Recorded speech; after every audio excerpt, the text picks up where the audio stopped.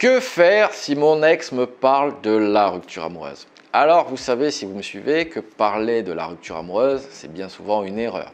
C'est bien souvent une erreur parce que vous revenez avec vos questions, vous pourquoi, vous comment, et généralement, votre ex n'a pas envie de ce type de communication.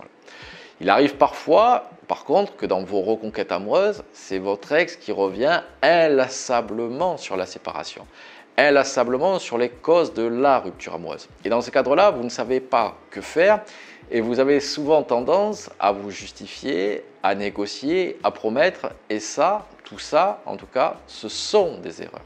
Bien souvent, vous avez du mal à le comprendre, mais la verbalisation, c'est l'ennemi de la séduction et de la reconquête amoureuse. Généralement, lorsqu'on séduit ou lorsqu'on souhaite récupérer son ex, cela se fait à travers du badinage, de la légèreté, du fun, de la complicité, du rire. Bref, vous ne verbalisez pas les frictions ou les problèmes potentiels. Donc, quand votre ex parle de cette rupture, il va falloir, c'est le premier point, que vous compreniez pourquoi. Et bien souvent, si votre ex vous parle encore et encore de la séparation, c'est que vous faites les interdits de la reconquête amoureuse. Vous tendez le bâton pour vous faire battre. Vous ne comprenez pas et vous n'acceptez pas que votre ex puisse reprendre sa liberté, puisque vous allez à l'encontre de ce que souhaite votre ex. Votre ex, avec la rupture amoureuse, vous dit à vous que il ou elle n'est pas heureux dans cette relation, pour X et X raisons qu'il convient d'identifier. En tout cas, il y a une absence d'épanouissement. Trop de bonheur, mais je te quitte, ou je suis très heureux dans cette relation, mais je m'en vais, cela n'existe pas. Ou alors votre ex a un problème, mais là, posez-vous les bonnes questions. Mais en règle générale, quand on est bien dans une relation, on ne cherche pas à la quitter. Donc, vous devez comprendre pourquoi, déjà, premièrement, votre ex vous a quitté, et deuxièmement, pourquoi votre ex revient sans arrêt sur la rupture amoureuse. Donc, bien souvent, c'est parce que vous faites les interdits, et également, ça peut être que votre ex ait un besoin de verbaliser. Généralement, votre ex ne va pas verbaliser 15 fois. Il va y avoir besoin de verbaliser une ou deux fois et puis après, votre ex va passer à autre chose quand votre ex constatera que vous avez accepté la séparation, accepté les griefs que pouvait vous reprocher votre ex, que vous n'étiez pas là en train de vous débattre, en train de vous déresponsabiliser. Je fais une petite parenthèse sur la déresponsabilisation. Bien souvent, bien évidemment, qu'il y a un contexte extérieur qui n'est pas favorable pour vous et qui a amené la séparation. Mais je vais être poli, votre ex s'en contrefout de vos circonstances atténuantes. Donc, plus vous allez vous déresponsabiliser, plus vous allez vous trouver des excuses et plus ça va agacer votre ex. Donc là, vous devez prendre pleinement, je n'ai pas dit totalement, j'ai dit pleinement votre part de responsabilité dans cette séparation.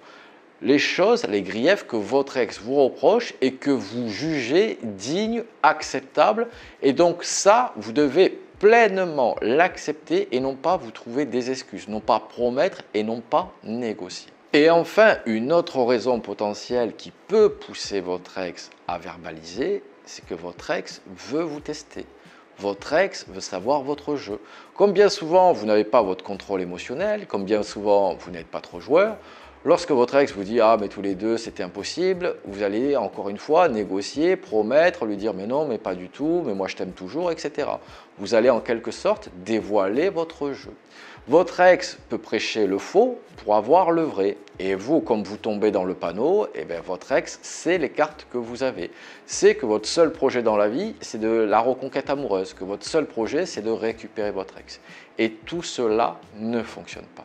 Encore une fois, comme votre ex verbalise souvent sur la séparation, c'est pour vous dire que votre ex n'était pas heureux dans la relation. Et lorsque vous négociez, lorsque vous justifiez, lorsque vous déresponsabilisez, grosso modo, vous êtes en train de dire à votre ex « ton mal-être, ton malheur, je m'en fous, reviens, moi je t'aime ». Vous faites preuve d'égoïsme et ça ne peut pas fonctionner.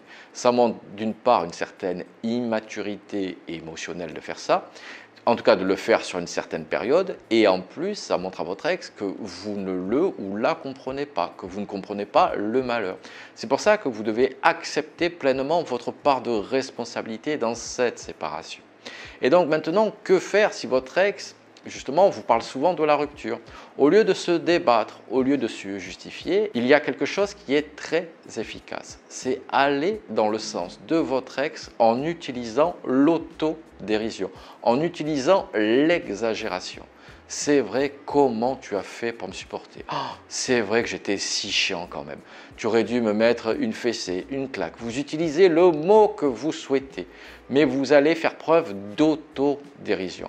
Pourquoi l'autodérision est très efficace? Parce qu'on se moque toujours de ce que l'on n'est plus. Et donc là, vous n'avez pas besoin de promettre, vous n'avez pas besoin de dire « regarde comme j'ai changé ». En utilisant l'autodérision, vous montrez que vous avez changé. Parce que, encore une fois, on se moque toujours des défauts qu'on n'a plus et non pas des défauts qu'on a. Ça montre également que vous avez pris suffisamment de recul sur la situation, que vous comprenez votre ex. Et ça, c'est très efficace pour votre ex. Quand vous reprochez, quand vous faites une réprimande à quelqu'un et qui vous dit « oui, c'est vrai, tu as raison, j'ai déconné, c'est vrai que je n'avais pas à le faire » et qui, avec un peu d'autodérision, vous arrêtez vos réprimandes. Par contre, si vous dites « ah oui, mais ceci, oui, mais cela, oui, mais mon réveil », ça continue de vous agacer parce que vous ne vous sentez pas compris par cette personne-là. Également, si vous faites preuve d'autodérision, ça va montrer que vous avez une confiance en vous. Pareil avec l'exagération, ça va vous montrer que vous avez votre contrôle émotionnel, que vous avez confiance en vous, que vous traitez votre ex finalement d'égal à égal. Également, ça va créer du rire si vous vous moquez de vous gentiment. Je ne vous demande pas de vous fouetter, je vous demande de faire preuve d'autodérision. Donc de se moquer de soi gentiment. Votre ex va esquisser à minima un sourire, voire un rire. Et qu'est-ce que c'est que le sourire et le rire? C'est le début de la complicité. C'est comme ça que vous allez commencer petit à petit à relancer la complicité. Et enfin, ça va montrer une évolution personnelle. Comme je vous l'ai dit, on se moque toujours de ce que l'on n'est plus, que vous avez avancé, que vous avez accepté, surmonté cette séparation. Et c'est ça qui va rehausser votre valeur. Plutôt que bien souvent négocier, promis, je ne ferai plus ça, mais c'était la dernière fois, etc., qui n'est pas efficace. Regardez vous-même, vos enfants vous l'ont fait 10 fois et peut-être même que dans cette relation, vous l'avez promis 10 fois. Et qu'est-ce qui s'est passé? Vous êtes toujours retombé dans vos travers. Donc là, il faut accepter, améliorer les points que vous reproche votre ex, faire preuve d'autodérision et ça sera la preuve que vous avez vraiment changé.